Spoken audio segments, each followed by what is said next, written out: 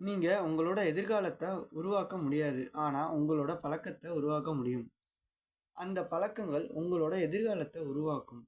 ஒரு நாளைக்கு ஒரே ஒரு பர்சன்டேஜ் நீங்கள் உங்களை இம்ப்ரூவ் பண்ணிங்கன்னா ஒரு வருஷத்தில் நீங்கள் 37 டைம்ஸ் இம்ப்ரூவ் ஆனதுக்கு சமம்.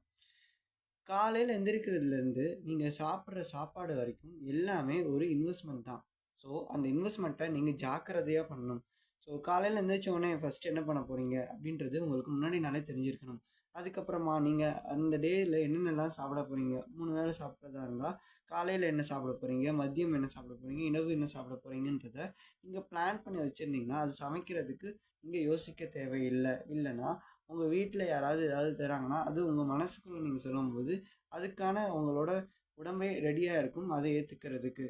நான் இந்த மாதிரி நீங்கள் இருக்கும்போது உங்களுக்கு நல்லதே தான் நடக்கும். ஸோ இன்றைக்கே உங்களோட குட் ஹேபிட்ஸை ஸ்டார்ட் பண்ணுங்கள். அதை இம்ப்ரூவ் பண்ணுறதுக்கு ட்ரை பண்ணுங்கள். அதில் இன்வெஸ்ட்மெண்ட் பண்ணிகிட்டே இருங்க. ஒரு நாள் அந்த இன்வெஸ்ட்மெண்ட் உங்களுக்கு ஒரு வெற்றியை தேடி தரும்.